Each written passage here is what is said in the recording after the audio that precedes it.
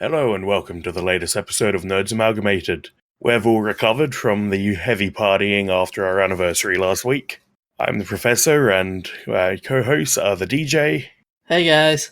Who is more robot this week than last week, and Bucky. Hello. Oh, my head. Wow, how much did we party that night? We didn't party that hard. We're just a bunch of boring nerds. Nerds don't know how to party. And your head always looks that weird. I swear that we had a good time. You shouldn't swear. It's bad. It's naughty. It's a sign of But it was such a good time. Such a good time. And there he goes, everybody again. I think he's shorted out. Let me just fix up my vocals. Yep, it's getting fixed. And that was a good party. Every time he tries to lie about the party, he cuts out. We put a truth factor into his algorithms. Whenever he lies, he's going to cut out. So instead of Pinocchio growing a long nose, I'm going to be cut out. Yeah. See, because even then your laugh was a bit funny because it was a false laugh, and it cut out. Oh man! But that was good. That was good last week. That was a good episode. Yeah. Yeah. It was great being together in one place recording, even though the audio is a bit wonky. Yeah, and I regret that I didn't take a Nerf gun in with me, just so I could shoot the DJ. Although this week there's two special events have occurred this week. This week alone, though. Have they? Oh yes, we've got Bucky's birthday. That happened yesterday, apparently. He didn't tell me it was his birthday. He told me. No, I didn't. Yes, he did. No, I didn't. See, you cut out. You're lying. Well, happy birthday, Buck. So where's my birthday present then? It's coming. You have to be patient. Do we need to add another box of donuts to that? To your tab? I think I think that it's either that or the fish and chips. Well, he's made mistakes where just so the listeners understand what's going on here. If you haven't listened to all previous 53 episodes of us, the DJ's turned around at different times, and we've had discussions about things, and we've had a bet where if he's wrong, he's got to buy us fish and chips. If I'm wrong, I've got to buy him KFC or whatever. So far, I haven't had to buy him KFC. He owes me. He owes me fish and chips at least twice. I think it is now. Yeah, I think it's and once. I tagged him in on a post on Facebook where he owes me 2 boxes of a dozen Krispy Kreme donuts. Yep. Anyway, let's get going with the first topic for tonight, which is from Bucky talking about the World Science Festival. Yes. The World Science Festival in Brisbane for 2019 is coming, and I'm actually quite excited because I came across this looking through a few bits and pieces, and there's just so much happening. It's just phenomenal. It's just absolutely insane. Yeah, I'm looking through the schedule here, and I wish I could go to all the talks. There's one here that looks really good about a discussion about bringing back extinct animals. Mm-hmm. Which they've got to be careful of because there are literally movies talking about how bad an idea it is to bring back certain creatures. Yeah, and a couple that are more relevant to the world at the moment. There's one here about feeding the world with a population of 10 billion. Mm-hmm. And a couple of talks about the Great Barrier Reef and Antarctica. Yes. Which I hope is still frozen by the time I qualify for the Antarctic division. Honestly, I'm looking through all the different bits and pieces, and yeah, it goes from the 20th to the 24th of March. It's been run by the Queensland Museum. They've got, we were talking just before, they've got a special live performance presentation of what was the movie again? Close Encounters of the Third Kind, where they're actually going to have the orchestra playing it live for people. There's literally there's so much happening that is just mind blowing. They got the Queensland Women in STEM prize winners being announced. What do you find interesting in this, DJ? You're very quiet there. I'm at awe with the guest list so far, as in the Science-Tasia address, which is done by Tom Flannery and John Doyle, which will be pretty cool to look at.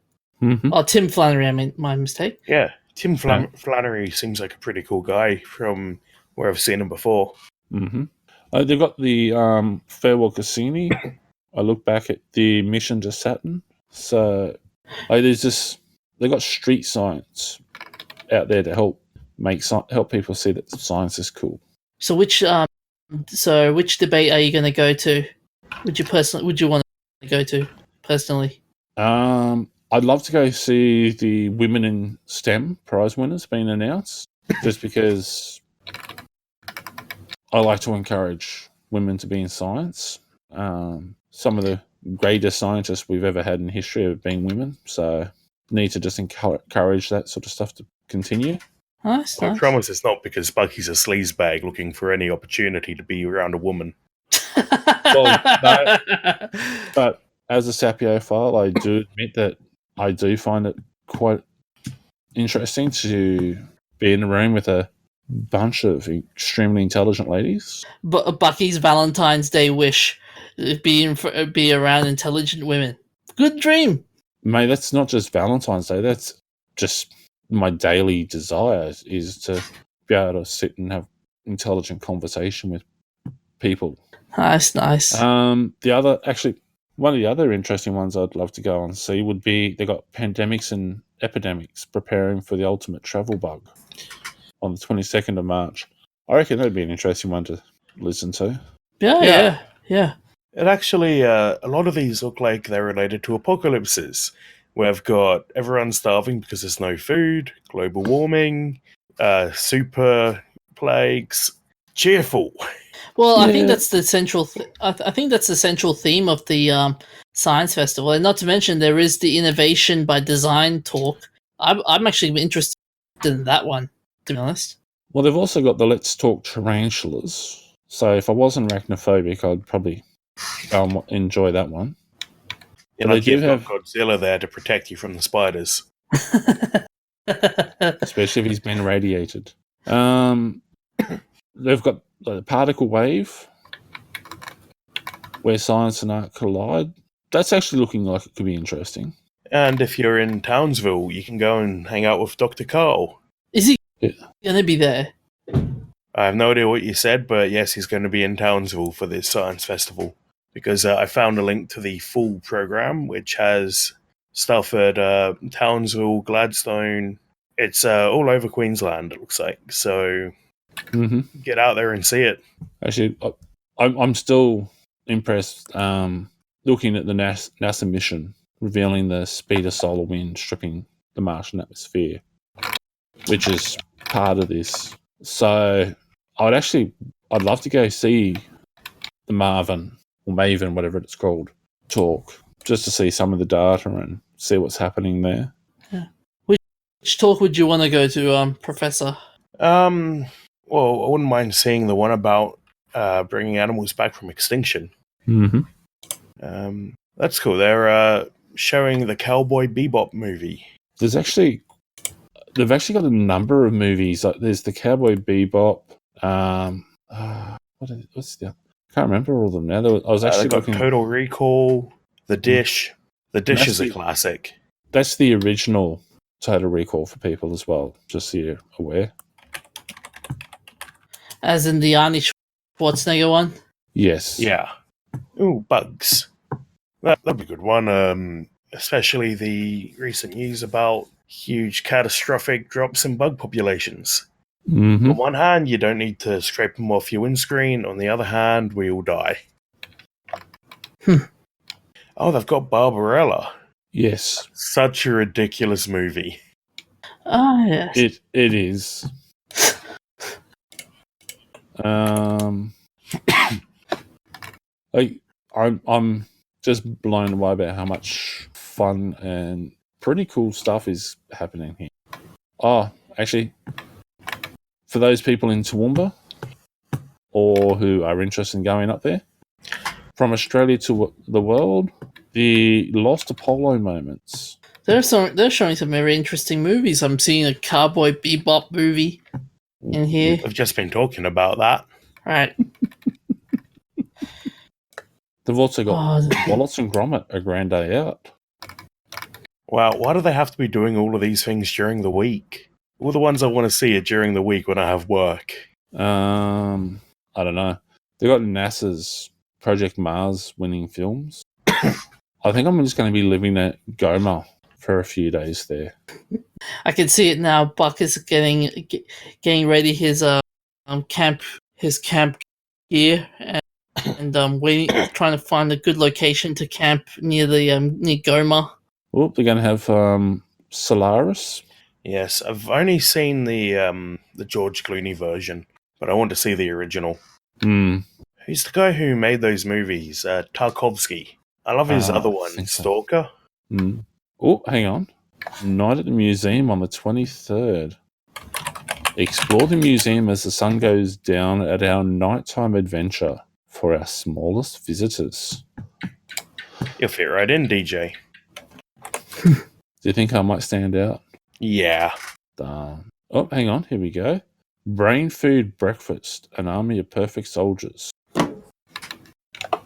There is literally so many amazingly fun things in this that if you can't find something to do, then there's something wrong with you.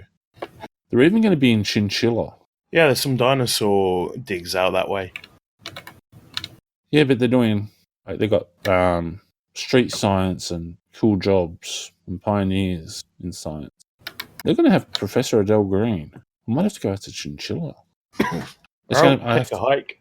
I'll get a speeding ticket going from GOMA out to Chinchilla, just so I don't miss it. It's a long way. But it'd be worth the drive. While you're out there, you can go see the dinosaur digs. See if I know anyone.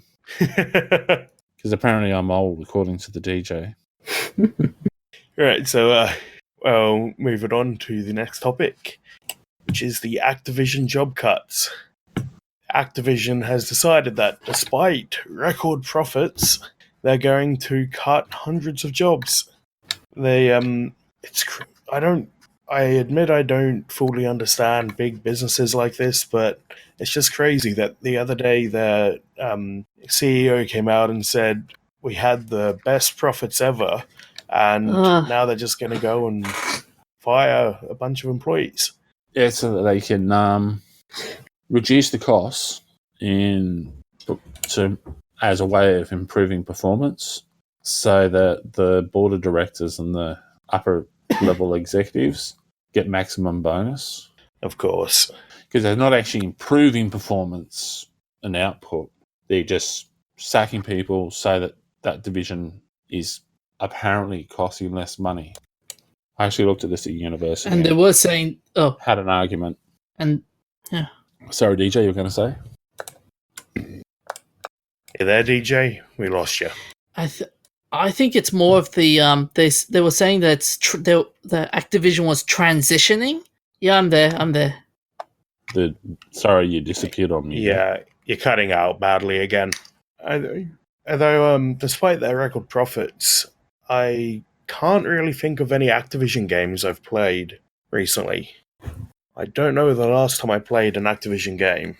Do you remember, Bucky?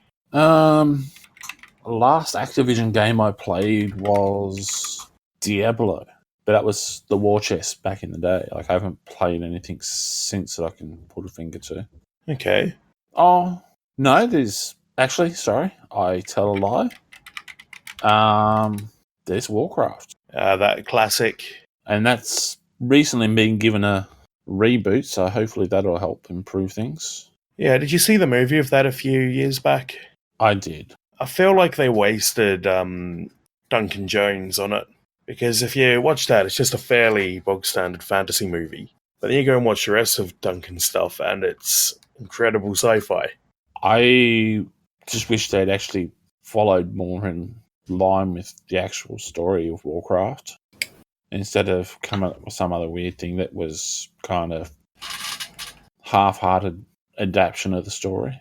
So I pulled up the list of Activision games here, and the last one I played was Crash Bandicoot, the remaster, Okay. and that was on the Switch. So since then, it looks like they've released, specifically since the Switch release, they've had Call of Duty Black Ops 4, Sekiro Shadows Die Twice, and the Crash Team Racing re-release, which I don't think is out yet. Okay.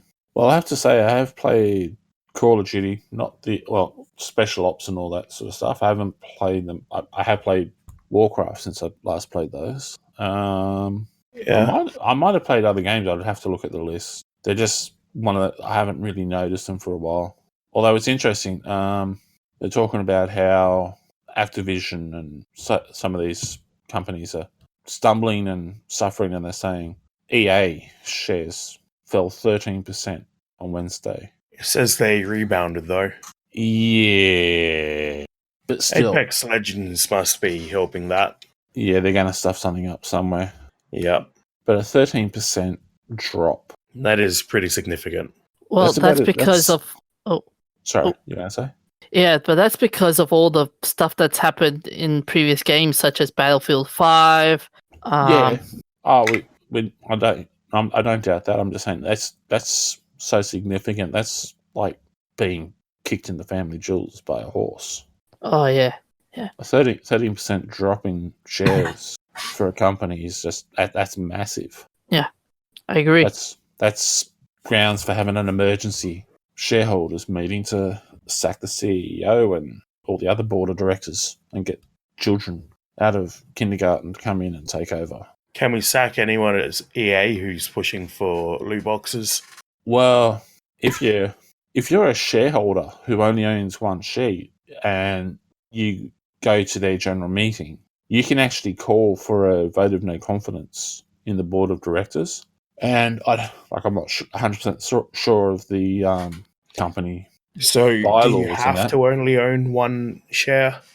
I think it's I'd have to check the company bylaws, but generally it's if you own at least one share, you can go and call for a vote of no confidence. I misunderstood you. I thought you meant that you had to have all of your share purchases in EA. No, yeah. As long as you own at least one share in EA, you can go to the annual general meeting, and I'd have to check all the company bylaws, but you can propose a vote of no confidence normally if you're a shareholder in a company. Hello and welcome to No Finance. So, if anyone out there is listening and you own a share in EA, at the next general meeting, can you call a vote of no confidence? Like there's like a daycare center down the road where they got a bunch of 3-year-olds that are probably smarter than the bunch of morons that are running the company at the moment. What's interesting? It's not fair to underestimate 3-year-olds that much. Yeah, it is a bit of an insult to 3-year-olds to put them in the same category as the lunatics that are destroying EA. But guys, what's really interesting is with the job losses is with the recent news that King's Seattle studio is shutting down, and this is the studio that's behind Candy Crush. Oh, I mean, I'm kind of happy about that because King is from what I've heard, it's not a very pleasant place to work, and their games are so predatory with loot boxes and microtransactions, and just pumping out the same game over and over again with a different skin. That's ultimately the style of mobile phone games. So the really dodgy crap about trying to copyright the word saga. Yeah. I reckon anyone who tries to do that sort of stuff should just be shot, just because they're wasting gravity and stealing oxygen. Okay, here's a question. Let people take up the rest of the gravity, because then I'll weigh less when I get on the scales. It doesn't work that way, but these idiots, these sorts of idiots, they shouldn't be allowed to be. I have a question for you guys. So, with what's happening with Activision and Blizzard, are we seeing a fall? Sell all your shares, put them all into SpaceX, and go live on your private yacht. None of my financial advice is recommended. Look, honestly, the gaming developers are constantly in massive fluctuations where there's massive numbers of people being sacked at regular times. If you go look back through the history of the industry, there's different companies just at different times. They just go through and they get bloated with the number of people they've got employed. And then you go through and they have to cull a certain number of staff just because they've just got too many people that are just not doing enough. And it's the same with every industry. You'll go through and companies will just get bloated with the number of staff they've got that they don't actually need. So they get rid of an X number of employees just to make it so that people are hungry and it's streamlined and there's less confusion. And it cuts down all the little inter-office politics that seems to creep up in larger companies. So, yeah. Plus, it's also the fact that the board of directors are chasing a bigger bonus for themselves. Yeah. Yeah, but let's wrap this topic up with a positive note. I have seen tweets from other developers saying that they've got an open call for any former Activision employee to apply.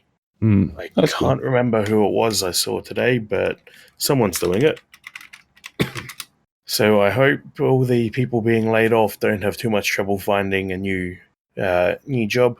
And while you're looking for a job, come up with an independent game. Yeah, with no loot.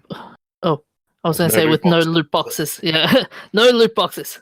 Yeah, it's a bit of a deep topic because games haven't gone up in price, so they're putting loot boxes in to try to be actually profitable, but that's a different topic for a different day. Yeah. So let's move on to the next topic, which is Chinese sci-fi. DJ, take it away. Okay. So normally I've been talking about Hollywood movies, and this time, for a change, I've decided to talk about a sci-fi movie in the world cinema front. A Chinese blockbuster movie known as The Wandering Earth. The premise looks really cool. It's based off the Chinese science fiction author Liu Cixin's novel of the same name. And basically, it's Earth might go into collision course with Jupiter, and we must create a world engine to steer Earth away from Jupiter's from crashing to Jupiter. Basically, no. You've actually missed a big section there. Oh yeah. They've put massive engines on one side of the Earth. I think they're 14 kilometers high or something. But to turn the Earth into a giant spaceship to go to a new Earth, but because the sun's going to explode in a supernova or whatever it is, and but they're having troubles with the engines, which means it's likely to crash into Jupiter. Like that episode of Futurama where the robots cause global warming. So basically, the story is a mix of Armageddon and some really creative writing. It's looking really. I'm actually liking the look of this. It's looking pretty cool. Yeah. When does it come out? I'm gonna have to check this one out. It's already out. It came out in February 9th. It came out. I can't see anywhere in the article. Where can I watch it? Sick. Come on, China. Don't keep this from me. Doesn't seem to say anywhere. Yeah, sick. Yeah, it came out on February 8th in North America and Australia. Okay. But man, the box office, it's making a killing out of it. Yeah, it says here that it's being marketed to the Chinese in Australia. So if you're not a member of that community, it might take some effort to get in front of a screen. So it's at Hoyts. Yep. Probably over in, I don't know, Sunnybank or Darra. You know the whole world engine concept. It reminds me of an old toy line. I don't know whether you guys remember it, called War Planets. No, but I have played games with the concept of strapping rockets onto your planet to use it as a missile. Ah, nice. There was a TV show as well called Shadow Raiders. I'll post it up. And yeah, the War Planets had that same concept which is basically world engines, and you can basically use that engine to travel to other parts of the solar system. Yeah, it's a classic sci-fi idea. It's just unfortunately not feasible because once you leave the orbit of the solar system, you freeze to death. Although in this, they have actually addressed that because they say that because the surface of the planet has frozen and all the atmosphere and everything's all gone, they've actually created huge living spaces below the surface. That's cool. So they have actually addressed that. So it's a proper clever sci-fi. We should see if we can find a place to go see it then. I was just saying it's at Hoyts. They're at Sunnybank, Stafford, and Redcliffe. Running time of 125 minutes. And strangely enough, even Rotten Tomatoes is giving this a good rating. I will say this though, that it's a pretty good concept, and this beats those sci-fi movies we see in America nowadays. Mm-hmm. You can actually. Although I do. Just looking through the dates and times, we can see it on the extreme screen at Sunnybank. Extreme. That just sounds cool. I think we need to go do this. Yep, Nerds Amalgamated Viewing Party. Definite. Oh yeah, man, I'll be interested. All right, well we'll discuss how we're going to track it down and go see it after the show. So let's move on to our next topic: the games we are playing. This week I've been playing Wargroove. Wargroove is I've been playing the Nintendo Switch version. It's a turn-based strategy in the vein of course I've forgotten the name of it now. Advance Wars. So it's not a dance party? No. See, when I heard that name Wargroove, I was thinking, is the professor doing Dance Dance Revolution again? Again? I haven't even done it once. Yeah, it's the groove is your commander's superpower. So in this genre, this particular style, because it is extremely heavily influenced by Advance Wars, your commander units have a particular power that charges up during the battle, and then they can fire it off. And so one character has the ability to summon a unit in front, like next to them. One can heal nearby units, stuff along those lines. Mm-hmm. And in this case, that power is called a groove. Okay. I'm just looking at some of the information here. You can actually create your own maps. Yep, it's got a huge content creation mode, like really good quality compared to a lot of other games. So you've got a map creator, campaign creator. It gives you the ability to customize win conditions and how the special rules for the level. Mm-hmm. I love the fact that when the characters are standing in one place, it looks like they are actually dancing though. Yeah, that's a I've just seen. If you scroll down to the on the webpage for this game, if you scroll down to easily create your own maps, campaigns, and stories, the guy on the right is actually dancing. Yeah, that's what I was just looking at. Okay. But even in the little maps there, they got the guys with the swords sort of standing still, look like they're dancing as well. Yeah, it's a kind of traditional visual effect in the game where, in this genre, where characters will sort of bob while they're on the map just to give it a bit of animation. Mm-hmm. But the best part is that one of the commanders is a dog. And if you scroll to the bottom of the page, he actually rolls over onto his back for a belly rub. Oh, he does? Yes, the dog has 2 bodyguards who fight with him. And instead of attacking directly, the dog will order the bodyguards to fire their crossbows. And then he'll roll over for a belly scratch or scratch his ear. I'm loving the look of this. That's from the same people who do Stardew Valley. Yeah, the same publisher. It actually borrows a race from Starbound. Okay. One of the races is the Floran, who are plant people, and their weaponry is based off Starbound. And one of the commanders is a Floran from Starbound who I don't know if they reveal the backstory, but she's ended up on Earth. Well, not Earth, but on this planet, hanging out with the local Floran tribes. Mm-hmm. Actually, I'm just looking through some of the bits here, and they got a comment from PC Gamer. Heck, it's a dog in a uniform. I'm sold. And in the same area, they got a picture. You've got a dragon that looks similar to Toothless, but he's red and he's shooting fire. Yeah. So you get to ride dragons and have a dog as a general. Can this get any cooler? Do we get to pretend we're sharks and attack people as well? I don't know if anyone has sharks. There might be, because there are seeds. Where's my Switch? I think my sister's stolen my Switch off me. Oh, well. I'll have a look later, but what I like about the units is that each faction has the same classes. So there's a swordsman, spearman, an archer, and all of that. But they're all customized and themed based on the faction. Mm-hmm. So the Floran Knights ride fluffalos, which are these cow-sized sheep. And one of the factions has, instead of dragons, they have robotic dragons. Okay.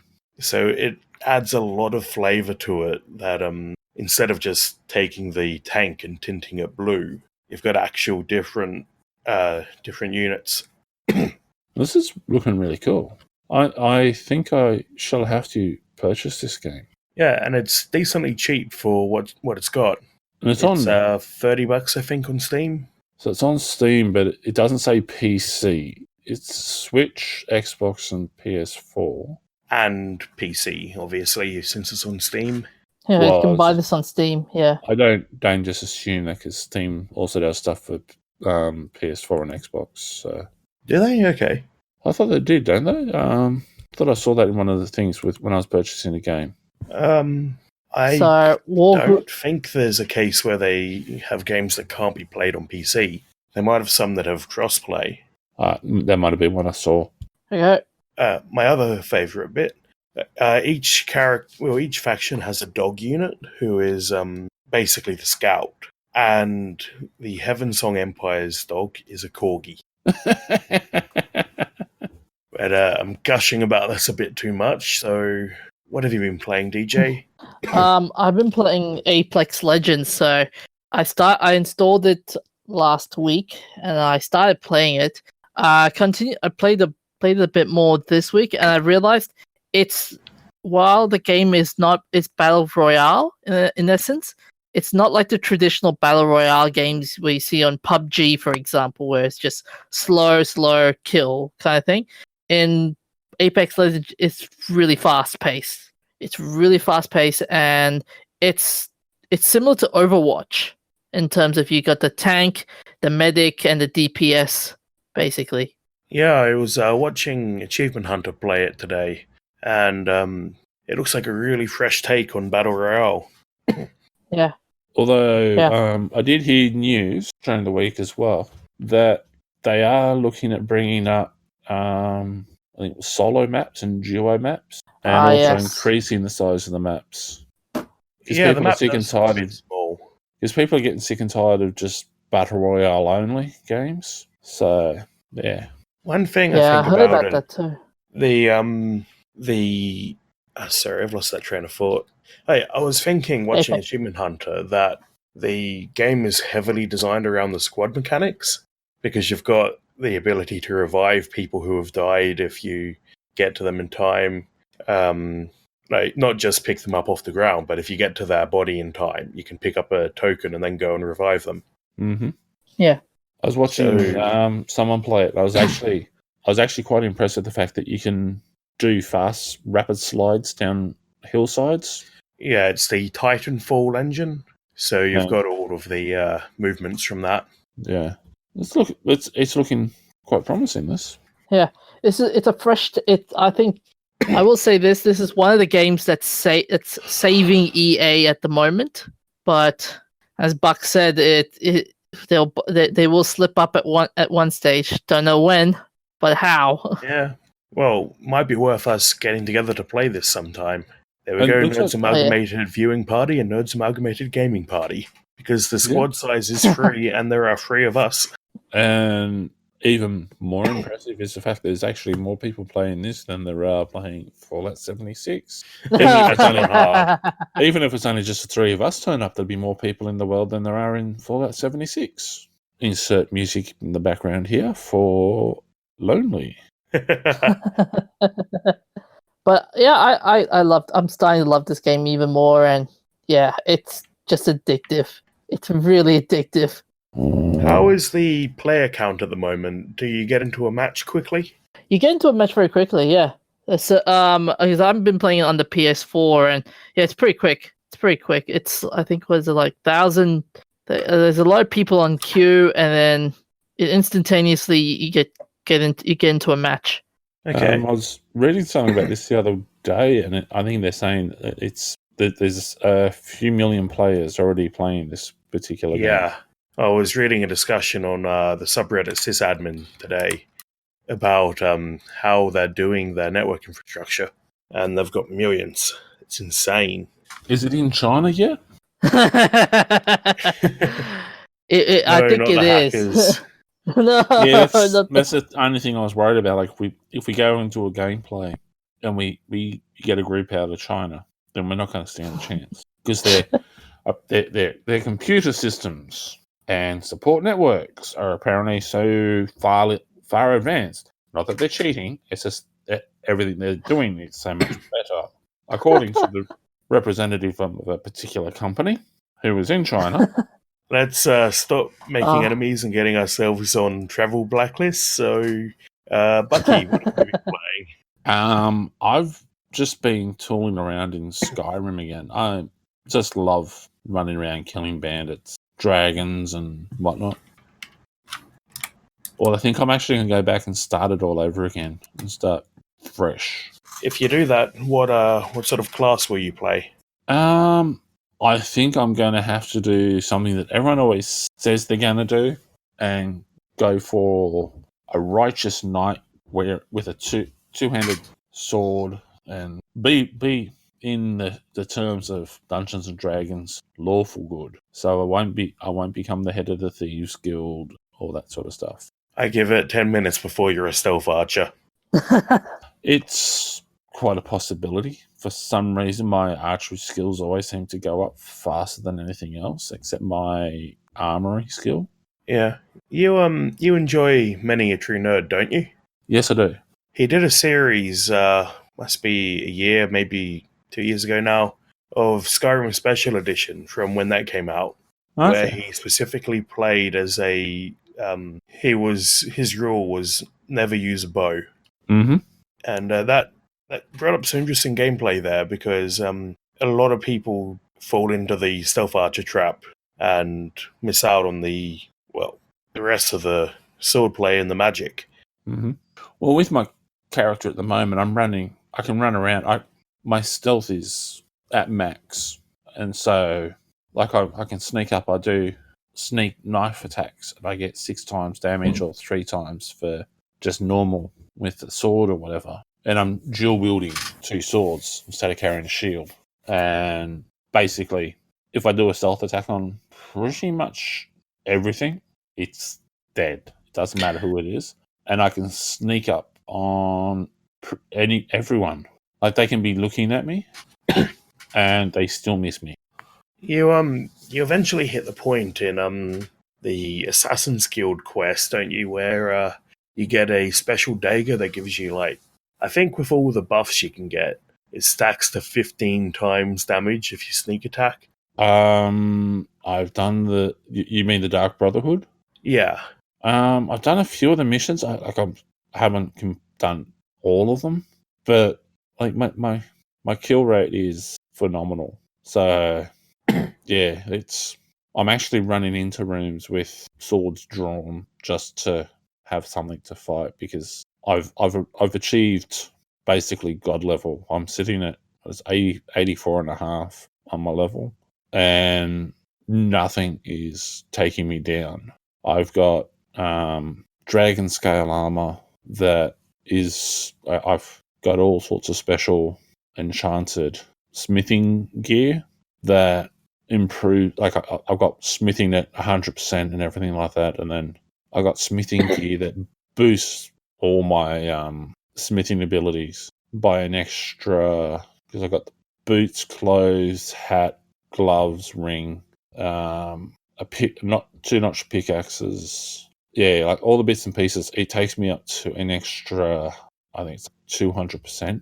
Yeah, the old smithing, enchanting loop. Yeah, and then I got potions that boost everything. So yeah, like I got dragon scale armor, so it's light armor, where it's like I'm 3 or 500 points on just the armor alone, and then you got the helmet and boots and everything else. So yeah, I got attacked by a dragon, and it was like I was suffering minimal damage, and it was biting me and blasting me with fire, and nothing was happening. But here's the important question. What? Do you get to the Cloud District often? Actually, quite often. I joined the Stormcloaks and sacked the Cloud District. Nice. But So we are getting towards the end of our episode, so let's go on with the shout-outs for this week. let's. So on the 16th of April, 2018, is this a birthday or a death or... Which one are we looking at? Gary Larson, the Oh, no, Thagomizer. This is a special shout out. Okay, because Gary- I thought Farside finished years ago, but anyway, so the It finished years ago, but it's just been acknowledged.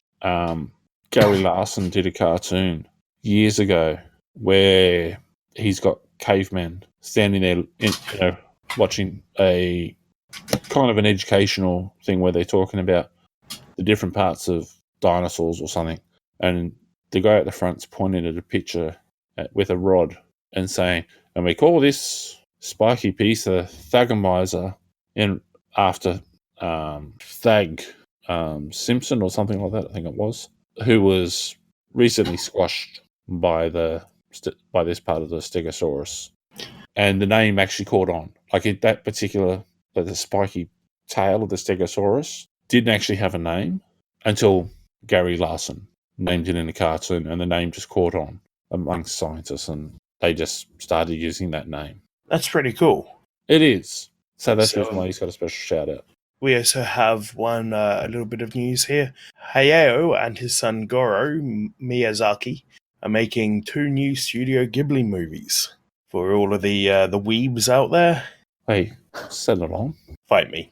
I will if you keep picking on Studio Ghibli. I'll gut you and not in a nice way. DJ, don't encourage him. On the 11th of February, Final Fantasy VIII turned 20. A little bit overshadowed by its more famous sibling, Final Fantasy VII. I've actually got it, but I never got around to playing it. I should pull out my old PlayStation and see if it works. What? The PlayStation or the game? Both. And a bit of sad news. The death of the Opportunity Rover. Today, NASA announced that the Opportunity mission has ended after 8 months of no contact with the rover. It was buried in dust by a large dust storm late last year, or in the middle of last year, and NASA's been trying ever since to get onto it, but it's gone. It's probably in protest because they told it was only. They told Opportunity when they sent it up there, you're only going to be up there for working for 90 days, and then you can just do whatever you want after that. 15 years later, they're still working. The poor fella. Yep. No weekends, no long service leave. That or the aliens kidnapped it. Yeah, I reckon. Well, that's a possibility. The penguins might be up there and using it as a go-kart. Those little bastards. And, in the other remembrances for this week, we have Albert Finney, who died on the 7th of February this year, who was Kincaid in Skyfall and was in other movies like Annie, Aaron Brockovich, Big Fish, and the Bourne movies. Mm-hmm. Died of a chest infection at 82 in London. And on the 12th of February, 1804, Immanuel Kant died. The man who can't tell you his last name. Little rim shot there, please. Ding. Is famous for transcendental idealism, where he argued that space, time, and causation are mere sensibilities, and that the nature of things is unknowable. He died of poor health at 79 in Königsberg, Prussia. And also on the 12th of February 1909, a non-funny penguin mention, the worst maritime disaster of the 20th century took place when the ferry SS Penguin struck a rock in Wellington Harbour in New Zealand and sank with 75 deaths. And then on the 14th of February 1779, Captain James Cook was killed at the age of 50 in Kealakekua Bay in Hawaii by the natives who he had a bit of a spat over a boat with. Mm-hmm. Yeah. They detailed his death as he was first clubbed to death by the village chief and then stabbed by the chieftain's attendants. Yeah. Well, they'd taken one of his boats and he went to kidnap their king as a ransom to get the boat back. And then, while he was leading the king out, they realized what was going on and they're like, hold on, that's not okay. And then they started killing him. Yeah. And they were called the Sandwich Islands at the time. Lunchy. Sandwich Islands. Sandwich, And eh? they did eat him too. They were cannibals. Did they? I didn't realize they ate him. I thought they just buried him. I thought they ate him. I might be mistaken. But yeah, they were cannibals. So I have heard that they did eat him. Makes sense. Yeah, a lot of cannibalism going on in that part of the world at the time. For birthdays, we have on the 12th of February 1809, Charles Darwin, who is famous for the theory of evolution. I have a copy of his book, it's The Origin of Species, on my bookshelf right now. It's a big book. And also on the 12th of February 1980, Christina Ricci, the actress from the Addams Family movies, and is known for playing unconventional characters with a dark edge, was born in Santa Monica, California. On the 13th of February 1923, we have the man with the right stuff, Chuck Yeager, who was the first one to fly over the speed of sound. You had to be pretty crazy to go and try that back then. Especially, they had a couple of crashes approaching the speed of sound because it turns out once you get up around the speed of sound, the inputs on the stick get reversed because of a weird quirk in how the air interacts with the wing at that speed. Mm-hmm. Then on the 13th of February 1950, Peter Gabriel, the English singer who was the lead singer of Genesis, and he also played with Phil Collins, didn't he? That's what you were telling me last night, but it's not in the notes here. That is Genesis. Oh, okay. So that's my knowledge of 70s rock bands. And 80s. And 90s. Yeah, I know plenty of 80s. But then, to wrap up this week, are events of interest. All three of them on the 12th of February. In 1947, the last... I can never remember how to pronounce it. The King Emperor of China. Qing, is it? Okay, Qing Emperor of China. Yeah. Puyi abdicates the throne after losing the support of the Chinese people. And then in 1961, Venera 1 was launched. This was the first Russian attempt to send a probe to Venus. They lost contact with it before it even got to Venus. Then in 2001, the near-Earth asteroid rendezvous near Shoemaker touched down on 433 Eros, becoming the first spacecraft to land on an asteroid. And that's all of our topics for tonight. So you can find us on Stitcher, Spotify, and iTunes. Contact us at namalgamated on Twitter, or at our Gmail account, nerds.amalgamated@gmail.com, or on our Facebook page. Come and say hi. You can also find us on Twitter at n.amalgamated, at namalgamated. Sorry. I said that. Right. My mistake. Yep. Anything else you want to repeat, DJ? I was going to say another thing. On, is it at N Amalgamated? Yep. And I'm going to set this one up. See ya, guys. Now you can Rude. repeat me again. I was gonna say, not to mention today's Valentine's Day, and I think I'm safe to say no one won the contest. No one Yes. has won. Nobody took us up on the offer of taking the DJ on a date. No one won it. Well, we did try, DJ. Sorry. As always, next year. If you do want to take the DJ out on a date, we want to make you wait till next year.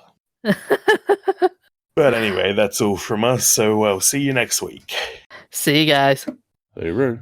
Yeah, you repeated me again.